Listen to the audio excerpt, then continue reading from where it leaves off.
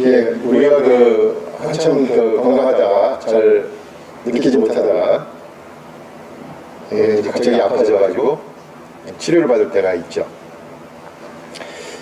특별히 경험을 해보신 분들은 알겠지만 수술실로 향할 때 조금 있으면 내 의식이 없어진다라는 생각이 들 때 그때 철저하게 깨닫게 되지요. 내 몸의 건강을 위해서 이런저런 노력들을 많이 했지만 수술실 들어가면서 이제 의식이 없어질 때 마지막으로 드는 생각은 그 생각이에요. 결국 이 몸이 내 몸이 아니다라는 것을 알게 됩니다. 정말 이런 상황이 되면 긴급한 상황에서 진실하게 기도할 수밖에 없습니다. 어려움에 처할 때 기도는 절실하게 됩니다. 힘들 때 기도는 나의 몸을 지탱하는 호흡이 되죠. 그리고 기도하지 않고는 한순간도 살 수 없음을 정말로 절감하게 됩니다. 우리가 지금 살펴보고 있는 디모데전서 2장은 전체적으로 기도에 대한 이야기를 하고 있습니다. 지난번에 살펴본 2장 전반부는 기도의 종류와 기도의 내용에 대해서 말하고 있었습니다. 우리 디모데전서 앞에서부터 나온 것처럼 다른 교훈과 그와 비교되는 참된 교훈, 다른 교훈을 가리지 말라고 지금 계속 경계를 하는데, 다른 교훈과 참된 교훈을 구분할 수 있는 경계가 뭐냐? 그것이 얼마나 논리적이고 합리적이고 말이 되느냐가 아니라 그 가르침을 받은 사람들이 그 말씀을 제대로 따르고 있느냐, 여기서 판가름이 난다라고 얘기하고 있어요. 그러니까 디모데전서 1장에서는 다른 교훈과 참된 교훈에 대해서 얘기하다가 바로 디모데전서 2장에서는 기도에 대한 이야기를 하니까 결론적으로 무엇이 되겠습니까? 올바로 기도하는 자들이 정말로 참된 교훈을 따르는 자들이다, 이렇게 얘기하고 있는 것이죠. 지난번에 이야기를 정리하면 기도는 모든 사람을 위하여 하는 것이다 라고 말씀드렸고요. 기도에는 간구와 기도와 도구와 감사가 있다. 그리고 모든 기도는 예수 그리스도가 유일한 중보자가 되어야 된다는 것을 믿을 때 가능하다. 오늘 본문인 디모데전서 2장 후반부에서는 이제 구체적으로 기도하는 방법에 대해서 다루고 있습니다. 바울은 본문에서 친절하게 여성과 남성, 남성과 여성을 구분해서 다루고 있습니다. 남성과 여성을 나누어 설명하는 의도는 결국 모든 사람이 기도해야 된다라는 것이죠. 남성과 여성의 기준에서 벗어날 사람들은 없을 테니까요. 결국은 모든 사람은 기도해야 한다라는 것이고요. 또 남자라서 빠지고 여자라서 예외인 것이 아니라 모름지기 그리스도인이라면 이렇게 기도하라라는 것입니다. 전체적으로 한 세 가지로 요약할 수 있습니다. 첫째는 남자들에게 말합니다. 간절하게 기도하라, 간절하게 기도하라, 이렇게 정리할 수 있습니다. 간절하게 기도하라. 기도를 형식적으로나 중언부언하는 것이나 남에게 보이려는 것이 아니라 기도는 간절해야 한다라는 사실입니다. 이 간절함을 8절에서 여러 가지로 반복해서 설명하고 있습니다. 8절의 말씀이 이렇죠. 그러므로 각 처에서 남자들이 분노와 다툼이 없이 거룩한 손을 들어 기도하기를 원하노라. 우선 각 처에서라는 말입니다. 각 처에서. 어디에서나 라는 말이죠. 특별히 구약성경 말라기 1장 11절에 나오는 말씀에 대한 해석으로 들을 수 있습니다. 말라기는 이런 말씀이 있습니다. 만군의 여호와가 이르노라. 해 뜨는 곳에서부터 해 지는 곳에까지의 이방 민족 중에서 내 이름이 크게 될 것이라. 각 처에서 내 이름을 위하여 분향하며 깨끗한 제물을 드리리니 이는 내 이름이 이방 민족 중에서 크게 될 것임이니라. 말라기의 말씀은 결국 이거예요. 유대인들만 나를 숨겼는데 이제는 어떻게 된다? 유대인뿐만이 아니라 이방인들도 함께 여호와의 이름을 부르면서 예배드릴 날이 올 것이다. 디모데전서는 바로 그 예언이 지금 이루어졌다라고 얘기하는 거예요. 말라기의 말씀이 교회에서 이루어졌다는 거죠. 교회가. 이 말씀처럼 교회가 어떻습니까? 유대인만이 모이는 곳이 아니라 이방인으로도 구성된 신앙 공동체 교회를 보면 바로 각 처에서 모든 곳에서 어디서고 하나님의 이름을 부르면서 기도하는 때가 되었다라는 거죠. 그전에는 예루살렘 성전에서만 하나님을 예배했습니다. 그러나 예루살렘 성전이 파괴되고 나서는 이제 그 경계를 넘어 여러 곳에 교회가 생겼습니다. 지역마다 교회가 생겼고요. 그렇게 퍼져나간 교회는 그 안에 유대인들만 있을 뿐만 아니라 그 교회 안에는 유대인과 이방인들이 함께 있었으니까 그 말라기의 말씀이 어디서 이루어졌냐면 이미 교회를 통해서 온 사방에 퍼진 교회를 통해 이루어졌다라는 것입니다. 각처에서는 단순히 장소의 확장만을 의미하는 것이 아니라고 볼 수 있어요.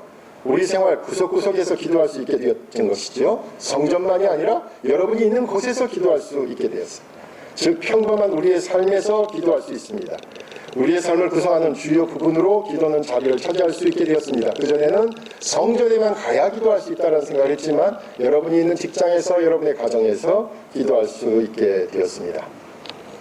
무엇보다도 제가 제일 초기에 말씀드린 것처럼 각처에서는 긴박한 상황에서도 기도할 수 있음을 알려줍니다. 그 어떤 상황에서도 기도할 수 있습니다. 생각지도 않은 거센 파도와 같은 시련을 마주하고서도 기도할 수 있습니다. 사망의 음침한 골짜기를 다닐지라도 기도할 수 있습니다. 아니 숨이 넘어가는 바로 그 순간에도 우리는 기도를 멈추지 않을 것입니다. 그러므로 각처에서는 모든 상황에서 주님을 찾으라는 간절함이 묻어 있습니다. 그 다음 표현은 분노와 다툼이 없이라는 말이죠. 이 말씀은 특별히 마태복음 6장 14절의 말씀을 연상시킵니다. 마태복음 6장 14절에는요. 주님께서 주기도문을 가르쳐 주시고 나서 바로 그 다음에 설명, 주기도문에 대한 해설로 하신 말씀이에요. 이런 말씀입니다. 너희가 사람의 잘못을 용서하면 너희 하늘 아버지께서도 너희 잘못을 용서하시려니와 라는 말씀입니다. 분노와 다툼이 없이 라는 말은 미워하는 마음을 내려놓고 기도하라는 것이죠. 누군가를 시기하고 질투하며 그에게 불편한 마음을 가지고서는 기도할 수가 없습니다. 피하고 싶지만 계속 마주치는 바로 그 사람을 의식하면서는 도저히 기도가 되지 않습니다. 그런데 솔직히 우리의 마음은 용서를 하고 기도를 하려 바로 그 순간 도저히 용서가 되지 않는 사람이 자꾸 떠오르죠. 그래서 기도만 하려고 하면 그 사람 떠오르면 기도가 이제 꼬이는 거예요. 근데 오늘 제가 아주 좋은 말씀 하나 찾아왔습니다. 여러분 그 사람 미워 죽겠는데 이 기도하시면 됩니다. 시편 109편의 내용입니다. 여러분의 감정을 그대로 솔직하게 기도하는 겁니다. 그 사람 격렬하고 욕을 하며 저주를 퍼붓는 기도가 시편 109편에 나옵니다. 특별히 6절과 10절을 제가 읽어드릴게요. 여러분이 기도하는데 도저히 용서가 안 되는 그 사람 이렇게 기도하세요. 악인이 그를 다스리게 하시며 사탄이 그의 오른쪽에 서게 하소서. 그가 심판을 받을 때 죄인이 되어 나오게 하시며 그의 기도가 죄로 변하게 하시며 그의 연수를 짧게 하시며 그의 직분을 타인이 빼앗게 하시며 그의 자녀는 고아가 되고 그의 아내는 과부가 되며 그의 자녀들은 유리하며 구걸하고 그들의 황폐한 집을 떠나 빌어먹게 하소서. 얼마나 좋은 기도입니까? 그죠? 여러분 이렇게 기도하시래요. 시편 109편에 나와요. 솔직하고 통쾌하지요. 카타르시스가 있는 기도입니다. 여러분 시편 109편을 줄줄이 외우세요. 그런 점에서 시편은 정말로 솔직한 기도라는 것을 알 수 있습니다. 그런데 이 109편 마지막에 이 저주도 이 마지막 부분에서 지금 현재는 사실은 정반대의 상황이라는 것을 인정하고 있어요. 바로 그 억울한 상황에 처해 있다는 거죠. 기도한 사람. 그러니 경멸과 욕과 저주를 퍼붓다가도 결국은 하나님의 정의를 구하는 것이 기도의 자리입니다. 바울은 에베소서 4장 26절에서도 강조했습니다. 분을 내어도 죄를 짓지 말며 해가 지도록 분을 품지 말라라고 강조했습니다. 그러므로 분노와 다툼이 없이라는 말은 결국 미운 사람에 대한 이 모든 자연스러운 감정이 끓어오르고 폭발하고 그리고 발산하고 난 바로 그 다음 순간에 이르러야만 이 분노와 다툼이 없이 기도할 수 있겠죠. 분노와 다툼이 없이 기도하는 것, 그 미운 감정 폭발해서 다 쏟아내고 난 다음에서야 진정한 하나님의 뜻을 구할 수 있는 기도로 나가기 때문에 그래서 간절한 내용이 되는 것입니다. 바로 그 사람 때문에, 바로 그 일 때문에, 바로 내가 한 그 행동 때문에 용서라는 말을 떠올릴 수도 없는 내 자신의 솔직한 모습에 도달해야만 그제야 간절하게 기도가 진행될 수 있기 때문입니다. 말씀드린 대로 각 처에서도 간절함이 묻어 있습니다. 분노와 다툼이 없이 기도하려면 간절하게 기도할 수밖에 없습니다. 마지막으로 거룩한 손을 들어 기도하는 것도 간절함의 표시입니다. 유대인과 이방인 모두 기도할 때 소리를 내고 손을 뻗쳐서 하나님께 간절함과 애절함을 표현했습니다. 시편 28편 2절에서 말합니다. 내가 주의 지성소를 향하여 나의 손을 들고 주께 부르짖을 때 나의 간구하는 소리를 들으소서. 부르짖음과 손을 드는 행위를 통하여 간절하게 기도하는 모습을 볼 수 있습니다. 여러분, 우리 한국 교회 많은 교인들이 기도할 때 뭐 손을 드는데 어떤 분들은 뭔가를 받으려고 이렇게 하기도 하고 뻗기도 하고 말이에요. 뭐 손을 들고 막 그렇게 기도하시는데 사실은 그 행동보다는 거룩한 손을 들으라 얘기는 결국은 간절하게 하나님께 기도하라. 소리치면서 잡으려고 손을 뻗쳐서 하나님께 닿으려고 하는 그 간절함을 언급하는 것이죠. 그런데 더 중요한 것은 여기 수식어가 붙어 있어요. 더 중요하게 볼 것은 거룩한 손을 들어 기도를 하되 간절하게 기도하라고 각 처에서 다툼이 없이, 분노와 다툼이 없이 거룩한 손을 들어 결국 간절하게 기도할 것을 알렸습니다. 두 번째는 겸손하게 기도하라는 것입니다. 겸손하게 기도하라. 바울이 겸손하게 기도하는 것을 여성들에 대한 부탁으로 표현하고 있습니다. 9절에서 이렇게 말하죠. 단정하게 옷을 입으며 소박함과 정절로서 자기를 단장하고 따은 머리와 금이나 진주나 값진 옷으로 하지 말라고 말합니다. 이게 두 부분 구성되어 있습니다. 앞에 나오는 단정함, 소박함, 정절은 뒤에 나오는 말과 대조를 이룹니다. 따은 머리, 금이나 진주, 값진 옷, 이게 나오지 말라, 그거 하지 말라는 거죠. 왜 그랬을까요? 우리가 생각할 때 이왕이면 값지고 화려하고 보기 좋은 복장, 나쁠 것도 없는데 말입니다. 사실은 예배 드릴 때 아주 화려하게 입고 오는 전통을 갖고 있는 분들이 있어요. 특별히 여러분이 기회가 있으면 보시면 알겠지만 흑인들이 예배 드리러 갈 때는 제일 좋은 옷을 입고 가요. 그런 마음은 또 다른 마음의 표현이니까요. 어떻게 보면 나쁠 것도 없죠.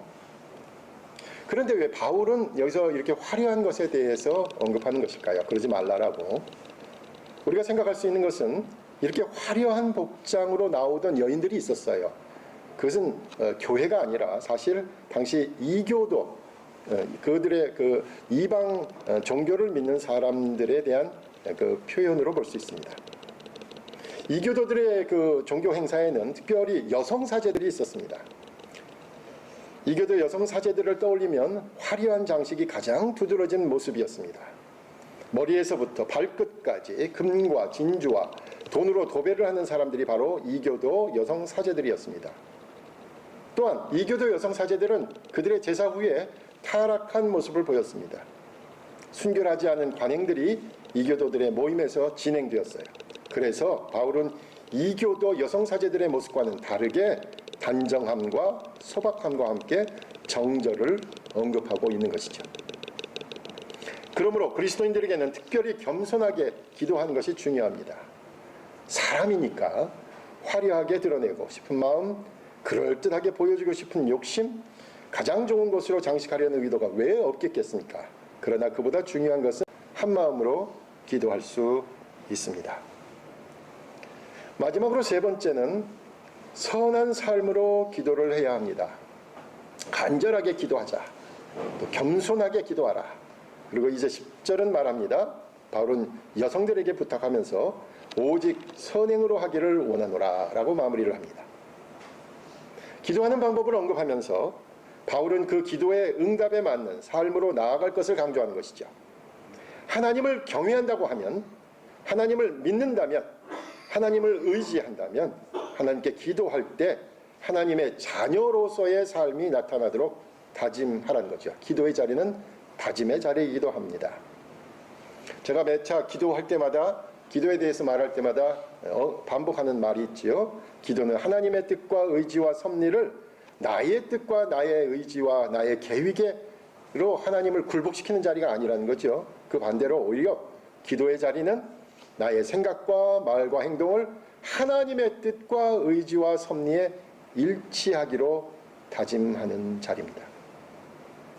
선한 삶이 따르는 기도는 자신의 믿음이 성숙하게 자라는 생활을 말하는 것이죠. 여러분, 좋은 나무에 좋은 열매가 맺히듯이 좋은 열매가 없다면, 거꾸로 좋은 열매가 없다면 좋은 나무가 아니라는 말. 믿음이 있으면 선한 삶이 따라옵니다. 만약에 거꾸로 선한 삶이 따르지 않는다면, 잘 들으세요. 선한 삶이 따르지 않는다면 그 믿음이 제대로 된 믿음인지 확인해 봐야 합니다. 이게 우리가 믿음이 있으면 선한 삶이 마치 옵션으로 오는 것 같지만 분명하게 얘기하잖아요. 좋은 믿음은 좋은 열매를 맺는다라고 얘기하잖아요. 그것의 진리치는 대우잖아요. 선한 삶이 따르지 않는다면 그 믿음이 제대로 된 믿음일 리가 없다라고 분명하게 얘기하고 있습니다. 영국에서 성결운동을 이끌었던 존 웨슬리 목사님은 아예 이렇게 과장해서 표현했습니다. 열매, 즉 선한 삶이 따라오지 않는 믿음의 경우는 역사상 딱 한 명이었다. 그러니까 믿음만으로 구원받은 사람은 딱 한 사람이라는 거예요. 모든 사람은 선한 삶이 반드시 따라왔다는 거예요. 그 사람 누군지 아세요? 예수님 십자가 우편에 있었던 강도입니다. 왜? 그 강도는 회개한 후에 바로 숨을 거뒀기 때문에 선한 삶을 살 시간이 없었어요. 그래서 그 한 사람을 제외하면 모든 사람이 믿음에 합당한 삶으로 변화되어야 한다. 그럴 시간이 충분히 주어졌다라고까지 말합니다. 바울은 디모데에게 기도하는 방법에 대해서 말하면서 간절하게, 겸손하게 선한 삶이 따르는 기도를 하라라고 강조했습니다. 그리고 사실 오늘 2장 후반부에 좀 더 있어요. 11절에서 15절까지 제가 같이 안 읽었는데, 왜 같이 안 읽었냐면 상당히 어려운 본문이기 때문에 그렇습니다. 말하기가 참 어려운 본문이에요. 이 본문은 이렇게 요약할 수 있습니다. 여성이 조용해야 한다 라는 말이고요. 그리고 그 이유로 창세기에 나오는 남성이 여성보다 먼저, 남자가 여자보다 먼저 창조되었고, 또 죄를 지은 게 뭐예요? 여성이 남성보다 먼저 유혹을 받고 죄를 지었기 때문에. 그래서 여자들이 구원받을 수 있는 길은 아기를 낳아야지만 구원받을 수 있다. 뭐 이런 얘기가 따라 나옵니다. 이 본문을 문자 그대로 받아들이는 전통들이 있습니다. 우리가 너무도 잘 아는 천주교회가 그렇고요. 미국의 남침례교회가 지금도 여성에게 목사 안수도 안 주고 목회자 자격을 부여하지 않죠. 미국 남침례교는 미국에서 제일 큰 교단인데 바로 이 여성 목사 안수 문제로 여러분 잘 아는 목적이 이끄는 삶, 윌로우 크릭 교회의 목사님인 리 고렌 목사님을 교단에서 제명시켜 버렸습니다. 리 고렌 목사님 보니까 교회를 90개 개척을 하고 미국에만 뭐 15개 대학교를 세우고 해외에 4개의 대학을 세운 리 고렌 목사님, 여러분 잘 아는 목적이 이끄는 삶의 주인공, 저자인데 이분이 2021년에 이제 교회 사역을 위해서 여성들에게 목사 안수를 줬어요. 그래가지고 워낙에 교회가 크고 할 일이 많으니까 그렇게 3명의 여성에게 목사 안수를 줬는데, 이 남침례교는 그 다음 해 바로 2022년에 이 목사님을 제명시켜 버렸습니다. 그러자 이제 이 목사님이 그 다음에 23년도에 총회석상에서 그 전에 있었던 결정이 부당하다라고 하면서 자기의 말을 항변과 함께 말을 고백했습니다. 그런데 오히려 이 고백하는 내용이 정말로 중요한 내용입니다. 표현이 이렇습니다. 리 고렌 목사님의 말이에요. 53년간의 저의 사역에서 가장 큰 후회는 여성들을 제한하는 데에 사용된 성경 구절에 대해 저의 개인적인 해석을 좀 더 일찍 밝히지 않은 것입니다. 저의 삶, 교회, 사역에 있었던 모든 선한 여성들에게 제가 무지했던 세월 동안 제 자신의 견해를 용기 있게 밝히지 못함으로 인해 그 일로 인하여 공개적으로 사과드립니다. 저를 슬프게 하는 것은 모든 사람이 교회에서 가르쳐야 한다는 지상명령 사도행전 2장 17절 18절을 따르는 일을 제가 방해했다는 겁니다. 저는 그들이 성령께서 주권적으로 그들 안에 주신 영적 은사와 리더십을 사용하는 것을 막았습니다. 지금 저의 마음은 찢어지고 저의 죄에 대해 진심으로 회개하고 죄송하게 생각합니다. 그리스도인 여성들이여 저를 용서해 주시겠습니까? 우리는 오늘 디모데전서 2장 11절에서 15절처럼 우리 현대사회를 살면서 도저히 받아들일 수 없는 행위나 법을 정당화하는 성경 본문을 볼 때 난처할 수밖에 없습니다. 여러분 알지만 노예제도, 오늘 본문처럼 성차별, 정치적인 견해도 그런 경우가 많이 있죠. 이럴 경우 한 가지 방법은 이거예요. 성경을 기록한 바울이면 바울, 또 어떤 그 저자의 그 기록한 사람의 지식과 관심 그리고 정보의 한계 때문에 이런 현상이 있을 것이다 라고 생각하는 거죠. 그럴 경우에는 예수 그리스도를 통한 하나님의 구원이라는 우리가 말하는 복음 캐리그마를 제외한 나머지 부수적인 부분에 있어서는 오류가 있을 수 있다라고 정리하는 것이 한 가지 방법입니다. 아니 그렇지 않으면 이건 온전히 다 하나님의 말씀이야 라고 생각될 때는 또 한 가지 해결 방법이 있어요. 그것은 뭐냐면 상충되는 본문을 찾아서 현재의 상황을 보다 정확하게 반영하는 본문을 우선시하는 방법입니다. 오늘 본문처럼 성차별을 정당화하는 본문에 대해서 리고렌 목사님이 인용한 것과 같이 그 반대의 의견을 지시하는 사도행전 2장 17절과 18절을 채택하는 것입니다. 사실 이 사도행전 2장은 구약성서 요엘서 2장 28절에서 29절을 인용한 것이죠. 하나님이 말씀하시기를 말세에 내가 내 영을 모든 육체에 부어주리니 너희의 자녀들은 예언할 것이요 너희의 젊은이들은 환상을 보고 너희의 늙은이들은 꿈을 꾸리라. 그때 내가 내 영을 남종과 여종들에게 부어주리니 그들이 예언할 것이요 라는 말씀입니다. 이 찬송은 여러분 많이 부르는 복음송으로도 부르죠. 이 복음송으로는 이렇게 부르면서 왜 여성 목사 안수를 반대하는지 모르겠어요. 말은 그렇게 하는데 찬송은 그렇게 하는데 말이에요. 주님의 성령은 남성과 여성 모두를 사용할 것이며 모두가 기도를 하는 상황임을 분명히 알 수 있습니다. 그러므로 현대 성경을 읽는 우리는 여성에 대한 차별이 성경의 내용이 아니라는 점에 동의할 수 있습니다. 오늘 디모데전서의 여성에 대한 차별적인 생각은 창세기의 창조와 타락을 언급한 것으로 보아 당시 유대인들의 정서였을 것입니다. 그리고 남녀에 대한 차별이 공공연하였던 로마 제국의 문화이기도 합니다. 사실 바로 이 성차별에 대한 이야기 때문에 디모데전서가 가부장적인 문화를 받아들인 후대 문서일 것이라고 평가받기도 합니다. 오늘 본문은 남성과 여성이 어떻게 기도할 것인지를 이야기하면서 궁극적으로 우리 모두에게 기도하라라고 말하고 있습니다. 간절하게 기도하라는 것이며 겸손하게 기도하라는 것이고 선한 삶으로 기도하라는 것입니다. 특히 남성과 여성을 모두 언급한 이유는 함께 기도하라는 것으로 보아야 되겠죠. 남성과 여성의 구분이 중요한 것이 아니라 모두가 하나님 앞에서 동일한 자녀임을 기억해야 합니다. 남성과 여성이 하나의 신앙 공동체임을 기억해야 하지요. 오늘 사실은 예배 후에 공동체 성경 읽기하고 우리가 신약 성경 마태복음 19장을 읽을 텐데 거기도 남성과 여성이 하나의 신앙 공동체임을 기억하라라는 그런 내용이 나옵니다. 바라기는 서로의 연약한 부분을 서로 도우면서 함께 믿는 공동체, 함께 기도하는 사순절, 함께 선한 일을 도모하는 공동체를 만들어 가야 하겠습니다. 얼마 전에 또 이런저런 일이 생겨서 우리 언덕교회 권사님 한 분하고 이야기를 나눴습니다. 그때 고민은 이거였습니다. 우리에게 왜 이런 어려운 문제가 계속 생기는 걸까요? 그래서 제가 그냥 기계적으로 대답했습니다. 기도하지 않아서 그렇지요. 그리고 나서 가만 생각하니까 특별히 교회에 문제가 있는 것은 목회자가 기도하지 않아서이겠죠.